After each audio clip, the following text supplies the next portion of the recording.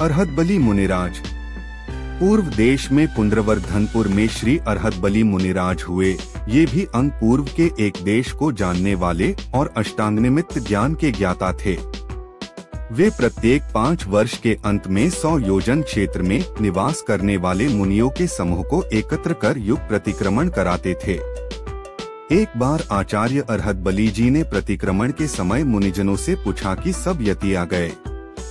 उत्तर में उन मुनियों ने कहा कि भगवन, हम सब अपने अपने संघ सहित आ गए। इस वाक्य को सुनकर अरहतबली मुनिराज को अपने अपने संघ के प्रति मुनियों में रागभाव का एहसास हुआ, इसलिए मुनिराजों को गणों में बांट दिया, संघ व्यवस्था बना दी। संघ व्यवस्था।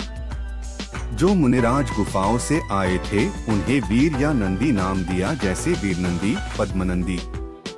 जो जहां अशोक वृक्ष होते थे वहां से आए थे उन्हें अपराजित अथवा देव नाम दिया, जैसे अकलंक देव। जहां पंचस्तूप होते हैं वहां से आए थे उन्हें सेन या भद्र नाम दिया, जैसे वीरसेन, जयसेन। किसी को भद्र भी कहा है, जैसे गुणभद्र। जो शालमली वृक्षों से आए थे उन्हें गुंधर या गुप्त नाम दिया, जैसे इंद्रगुप्त, वीरगुप्त। जो केसर वृक्षों से आए थे उन्हें सिंह या चंद्र नाम दिया, जैसे वादिप सिंह, सूरी, अमृत चंद्र। धरसेनाचार्य जी। अरहतबली मुनिराज के शिष्य माघंदी नामक मुनि पुंगव हुए। ये भी क्षीण अंग के धारी थे। कालांतर में ये भी समाधि मरण को प्राप्त हुए। माघंदी जी के शिष्य हुए धरसेनाचार्य जी। ये भी अंगों और पूर्वों के एक देश का ज्ञाता थे। इन्हें दूसरे अग्राणी पूर्व की पंचम वस्तु के अंतर्गत चौथे महाकर्म प्रकृति प्राभृत के विशिष्ट ज्ञाता थे। जिस प्रकार दीपक से दीपक जलाने की परंपरा चालू रहती है, उसी प्रकार धरसेनाचार्य तक भगवान महावीर की देशना आंशिक रूप में पूर्ववत धारा प्रवाह रूप में चली आ रही थी। ये विहार करते हुए सुराष्ट्र देश के गिरिनार के समीप उर्जयंतगिरी की चंद्रगिरी गुफा में पहुँचे। जब इन्हें अपने निर्मल ज्ञान से यह भासमान हुआ कि मेरी आयु थोड़ी ही शेष रह गई है और चिंता हुई कि अवसर्पिणी काल के प्रभाव से श्रुत ज्ञान का दिन प्रतिदिन ह्रास होता जा रहा है। इस समय मुझे जो श्रुत प्राप्त है उतना भी आज किसी को नहीं है। यदि मैं अपना श्रुत दूसरे को नहीं दे सका तो यह भी मेरे ही साथ समाप्त हो जाएगा। विचार कर धरसेनाचार्य जी ने आंध्र देश में वेनाक नदी के समीप निवास करने वाले महामहिमाशाली मुनियों के निकट ब्रह्मचारी के द्वारा पत्र भेजा। उसमें लिखा था, स्वस्ति श्रीमान, उर्जयंत तट के निकट स्थित चंद्र गुहावास से धरसेनाचार्य वेनाक तट पर स्थित मुनिसमूहों को वंदना करके इस प्रकार से कार्य को कहते हैं कि हमारी आयु अब अल्प ही शेष रही है। इसलिए हमारे श्रुत ज्ञान रूप शास्त्र का व्युच्छेद जिस प्रकार से न हो जावे, उसी तरह से आप लोग तीक्ष्ण बुद्धि वाले श्रुत को ग्रहण और धारण करने में समर्थ 2 यतीश्वरों को मेरे पास भेजो। मुनि पुष्पदंत, भूतबली विद्या अध्ययन। मुनि संघ ने आचार्य धरसेन के श्रुत रक्षा संबंधी अभिप्राय को जानकर 2 मुनियों को गिरिनगर भेजा। दोनों मुनि सुबुद्धि, पुष्पदंत, नरवाहन, भूतबली विद्या ग्रहण करने में तथा उसका स्मरण रखने में समर्थ थे, अत्यंत विनीत तथा शीलवान थे। उनके देश, कुल और जाति शुद्ध थे और वे समस्त कलाओं में पारंगत थे। जब वे 2 मुनि गिरिनगर की ओर जा रहे थे तब यहाँ श्री धरसेनाचार्य ने ऐसा शुभ स्वप्न देखा कि 2 श्वेत वृष आकर उन्हें विनय पूर्वक वंदना कर रहे हैं। उस स्वप्न से उन्होंने जान लिया कि आने वाले दोनों मुनि विनयवान एवं धर्मधुरा को वहन करने में समर्थ है। उनके मुंह से आशीर्वादात्मक वचन जयसुर देवता, जयतु श्री देवता ऐसा निकले और जाग खड़े हुए। त्यों ही उन्होंने देखा कि 2 मुनिवर आ पहुँचे और विनय पूर्वक उन्होंने आचार्य के चरणों में वंदना की। आचार्य श्री ने उन्हें मार्ग परिश्रम शमन के लिए 3 दिन तक विश्राम करने को कहा। तत्पश्चात श्री धरसेनाचार्य ने उनकी परीक्षा की। एक को अधिक अक्षरों वाला और दूसरे को हीन अक्षरों वाला विद्या मंत्र देकर 2 उपवास सहित उसे साधने को कहा। ये दोनों गुरु के द्वारा दी गई विद्या को लेकर और उनकी आज्ञा से भी नेमिनाथ तीर्थंकर की सिद्ध भूमि पर जाकर नियम पूर्वक अपनी अपनी विद्या की साधना करने लगे। जब उनकी विद्या सिद्ध हो गई तब वहां पर उनके सामने 2 देवियां आई। उनमें से एक देवी के एक ही आंख थी और दूसरी देवी के दांत बड़े बड़े थे। मुनियों ने जब सामने देवों को देखा तो सोचा कि देवों का यह स्वभाव नहीं है, यह असली स्वरूप नहीं है। अवश्य ही हमारी साधना में कोई भूल हुई। तब उन्होंने व्याकरण की दृष्टि से उन्होंने मंत्र पर विचार किया।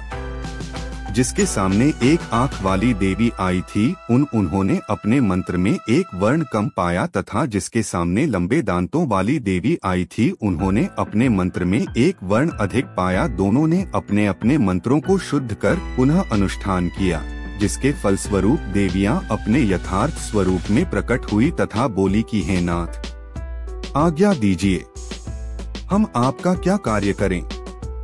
दोनों मुनियों ने कहा, देवियों, हमारा कुछ भी ऐहिक पारलौकिक कार्य नहीं है। हमने तो केवल गुरु की आज्ञा से ही विद्या मंत्र की आराधना की है। ये सुनकर वे देवियां अपने स्थान को चली गई।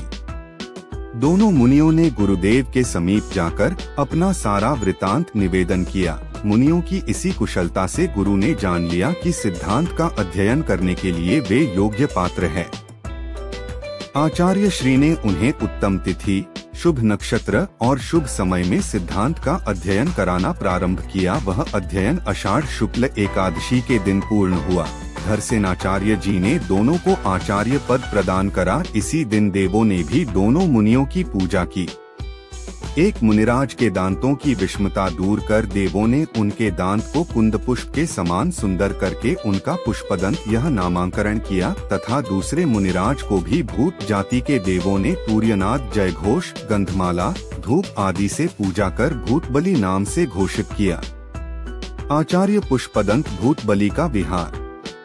अनंतर श्री धरसेनाचार्य ने विचार किया कि मेरी मृत्यु का समय निकट है, इन दोनों को संक्लेश न हो, यह सोचकर वचनों द्वारा योग्य उपदेश देकर दूसरे ही दिन वहां से कुरीश्वर नगर की ओर विहार करा दिया। यद्यपि वे दोनों ही मुनिराज गुरु के चरण सानिध्य में कुछ अधिक समय तक रहना चाहते थे, तथापि गुरु के वचन अनुल्लंघनीय हैं, ऐसा विचार कर वे उसी दिन वहां से चल दिए और 9 दिन चलकर कुरीश्वर नगर में पहुँचे और श्रावण कृष्ण पंचमी को दोनों मुनिराजों ने वही साथ में चातुर्मास करा।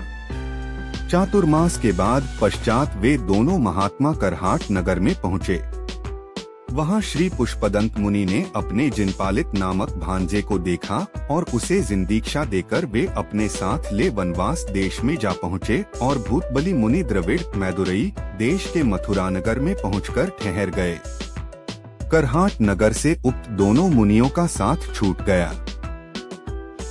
षटखंडागम की रचना।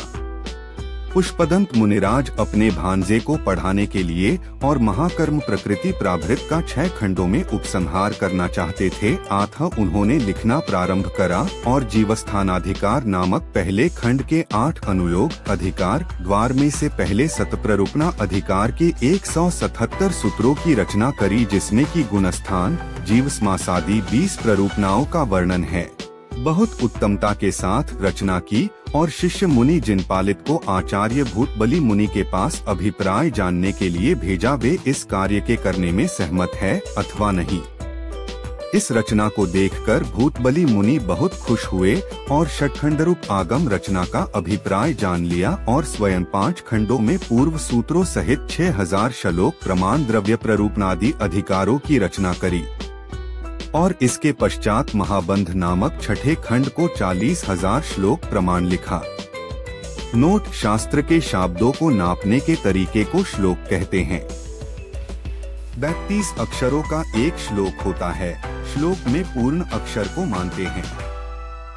श्री भूतबली मुनि ने इस प्रकार षटखंडागम की रचना करके उन सूत्रों को पुस्तकबद्ध किया और ज्येष्ठ सुदी पंचमी के दिन चतुर्विध संघ सहित कृतिकर्म पूर्वक महापूजा की।